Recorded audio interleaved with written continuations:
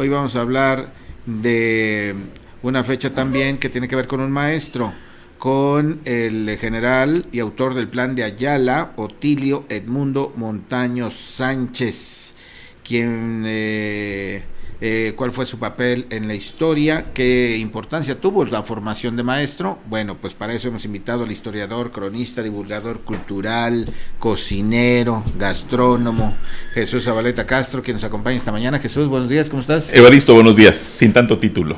Pero los tienes, compañero, los tienes, y eso te da autoridad para que nos platiques acerca del papel de Otilio Montaño, profesor, a propósito del 15 de mayo, pero que al final, y tú nos lo has dicho en este espacio, ¿no? Dices que injustamente fue calificado de traidor.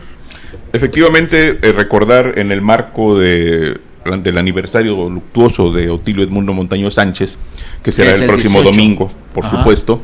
18 de mayo. Y vale decir que la familia, los descendientes de Montaño, organizan un acto cívico luctuoso en el centro de la villa de Ayala, del antiguo San José Mapastlán, el domingo a las 8, donde nació efectivamente, el 13 de diciembre de 1877.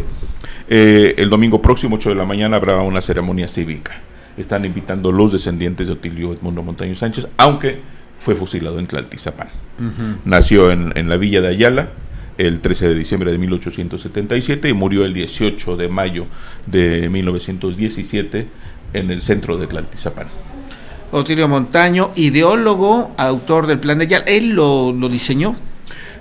Hay una polémica al respecto, sin embargo, si uno lee las diferentes intervenciones de Montaño, por ejemplo, en la Soberana Convención Revolucionaria, algunos de los textos que redactó para Zapata, se entiende perfectamente que es una línea conceptual que se mantiene y se expresa en el Plan de Ayala. Cuando se hace el Plan de Ayala, cuando se escribe y se promulga, no estaban presentes los ideólogos citadinos, entre ellos Antonio de Soto y Gama, todavía no se sumaba Manuel Palafox, por ejemplo, Gildardo Magaña y otros más, Octavio Paz Solórzano.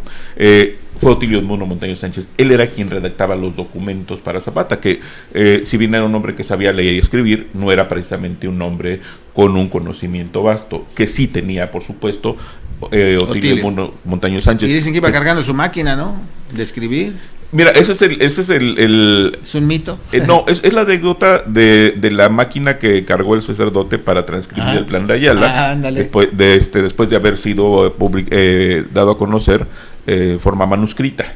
Se pidió la transcripción en máquina con varias copias para enviar a la Ciudad de México y que fue publicado después en un periódico en la Ciudad de México. Perfecto. ¿Qué sabemos del profesor Otilio Montaño, Jesús? ¿Cuántos años llevaba dando clases o ejerciendo esta profesión? Él estudió en Cuautla y fue profesor en varias comunidades del estado de Morelos, lo mismo en Ayala que en Cuautla, en Tepalcingo, en Tlaltizapán también fue maestro.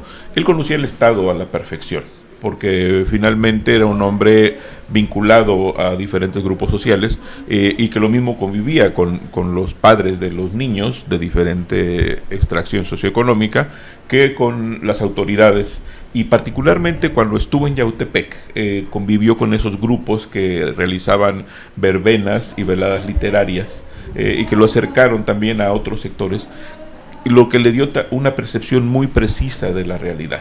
Él era un hombre muy sensible y lo vemos en varios aspectos, y se criaron en buena medida juntos, él y Emiliano Zapata Salazar. Por eso no se explica la traición de la que fue sujeto por parte de Zapata, el maestro Montaño, y sobre todo con el aporte que dio y la confianza que le demostró en varios momentos. Hay que recordar varios hechos. Por ejemplo, cuando negociaba Zapata con Madero, el desarme de las tropas zapatistas, de las tropas surianas, quien negociaba también con Madero por instrucciones de Zapata era Montaño. A nadie más que a Montaño le daba esa facultad, es decir, ese nivel de confianza no lo tenía absolutamente nadie. Cuando es invitada la fuerza suriana a formar parte de la Soberana Convención Revolucionaria en Aguascalientes en octubre de 1914, a quien designa Zapata como cabeza de la delegación fue a Montaño. Por razones de salud, de última hora tuvo que cancelar su salida y designó a Paulino Martínez, un viejo periodista anarquista, como cabeza de esta delegación. Sin embargo, después se sumó Otilio Montaño y antes de salir de la Ciudad de México a Cuernavaca en enero de 1915, fue designado presidente de la mesa directiva de la Soberana Convención Revolucionaria. No fue Antonio de Soto y Gama, que ya estaba sumado y que tenía una fama de un grandilocuente orador, sino el propio Otilio Montaño, que representaba los intereses reales de los surianos. Fue ministro de Educación en el gobierno de la Soberana Convención Revolucionaria, y esto nos habla de la gran importancia y la gran relación que tenían Zapata y Montaño, que se rompió a partir de las intrigas de los intelectuales citadinos. Y dos momentos aquí. El primero, como comentas, un tipo, yo no he estudiado mucho de él, pero cuando lees el plan de Ayala, ahí se siente el fervor, el corazón encendido de la defensa de la gente, ¿no? Mira, yo soy crítico del plan de Ayala, porque fue hecho con un objetivo fundamental, que era el de desconocer a Madero. Solo los artículos 6 y 7 tienen un sentido social cuando hablan de la reivindicación de los derechos de los pueblos sobre tierras, aguas y montes, pero también la adjudicación de tierras a particulares, es decir, no solo para los campesinos. Es decir, el plan de Ayala plantea que todo mexicano debe tener un pedazo de tierra. Y esto es un ejercicio reflexivo importante, que no necesariamente implica ser el documento más importante ni el más acabado de toda la revolución. No, desde luego, desde luego. Es la necesidad de una bandera que tenía en ese momento el movimiento suriano, y esa una bandera ideológica, ¿no? Como todos lo tenían. Así surgió el plan de San Luis y surgió el mismo plan de Ayala para desconocer a Madero, y luego viene el plan de Guadalupe de Venustiano Carranza. Todos tenían un plan que era justamente la justificación ideológica para levantarse en armas. Y esto se dio durante el siglo XIX, todos los levantamientos que se dieron, todos los personajes importantes. Juan Álvarez, con el plan de Yutla, se levantó en armas para deponer a Santana. Igual los planes de Porfirio Díaz para oponerse primero a Juárez y luego a Lerdo de Tejada. Claro. Es parte de una historia nacional, la generación de un plan que justifique el levantamiento en armas. Tener una para bandera, romper, ¿no?, el statu quo. Así es. Y el segundo momento es esto que nos comentas de las intrigas. ¿Qué es lo que se sabe de por qué Otilio Montaño fue considerado traidor y asesinado por las propias fuerzas zapatistas?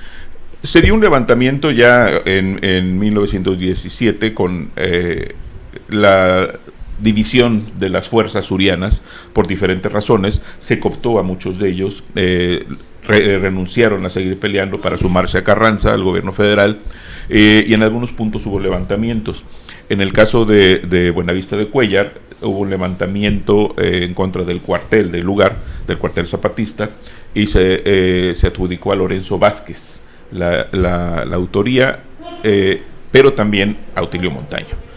Cuando se tomó una decisión de acabar con el levantamiento, fue fusilado Lorenzo Vázquez, y hubo acusaciones en contra de Otilio Montaño, acusaciones que nunca fueron probadas. Que además se dice que tuvo un juicio, ¿no? Sí, primero hubo dos testigos falsos que plantearon que él era el autor intelectual del levantamiento.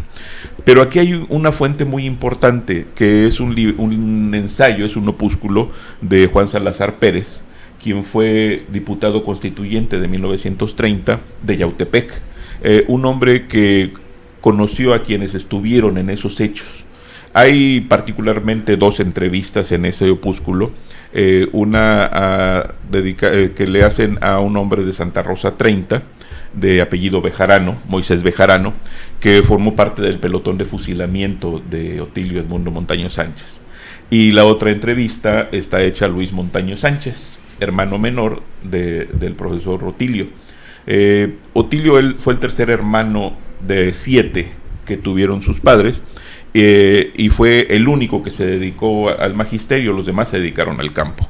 Y en este contexto es que Montaño adquiere una importancia trascendente, y esto implicaba un peligro para los intelectuales urbanos, porque mantenía a Montaño una autoridad moral importantísima, y además incidía en las decisiones de Zapata.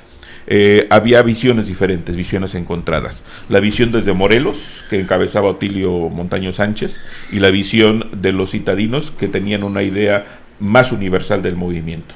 Lo cierto es que los intereses de los campesinos, los intereses de los morelenses eran defendidos por Montaño y esa corriente. Y los intelectuales citadinos buscaban una trascendencia utilizando a Zapata. Lo que sucedió fue que se dio una serie de acusaciones falsas, se sembraron documentos en las alforjas del caballo de Montaño, y lo que nos narran los dos personajes citados, tanto Moisés Bejarano como Luis Montaño Sánchez, es que al ir